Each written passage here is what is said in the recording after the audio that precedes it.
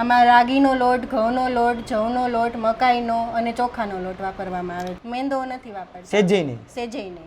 આજે છે ને એક એવા બેનને મળવાનો છું કે જે છે ને ઘરેથી ને બહુ જ હેલ્ધી વસ્તુ બનાવે છે અને હાઉસ ઓફ સોલ સ્પૂન કરીને એમનું નવું સ્ટાર્ટઅપ છે. અને બેન અત્યારે આપણે શું શું બનાવીએ છીએ? અત્યારે આપણે પાલક પૂરી, પછી રાગી પૂરી, ગાર્લિક પૂરી, રાઈસ પૂરી અને મેથી પૂરી. આમાં મેંદો કેટલો વાપરો? મેંદો નથી વાપરતા. સેજેય નહીં. સેજેય નહીં. તો ક્યાં ક્યાં લોટ વાપરવામાં આવે? આમાં રાગીનો લોટ, ઘઉંનો લોટ, જવનો લોટ, મકાઈનો અને ચોખાનો લોટ વાપરવામાં આવે છે. અને આ સ્ટાર્ટઅપ કઈ રીતે વિચાર્યું હતું તમે? સ્ટાર્ટઅપ મને નાની હતી ત્યારથી જ રસોઈનો શોખ હતો અને આ આઈડિયા મારી મમ્મી પાસેથી આવેલો મને. શું વાત છે. તો ભાઈ મમ્મીનો જે આઈડિયા હોય ને એ હંમેશા સક્સેસ જાય જ છે અને આ આઈડિયાને આપણે પણ સક્સેસ કરવાનો છે. જો તમે પણ મેંદો અવોઇડ કરતા હો અને દિવાળી ઉપર બહાર ફરવા જાઓ છો અને હેલ્ધી વસ્તુ જોઈએ છે તો ડિસ્પ્લે ઉપર વેબસાઇટ અને વોટ્સએપ નંબર આપેલા છે. વોટ્સએપમાં તમે ડિટેલ લઈ શકો છો અથવા તો વેબસાઇટમાંથી ડાયરેક્ટ ઓર્ડર પણ કરી શકો છો. માત્ર લિંક લખશો એટલે હું તમને એમની વેબસાઇટ છે ને એ મેસેજ કરી દઈશ.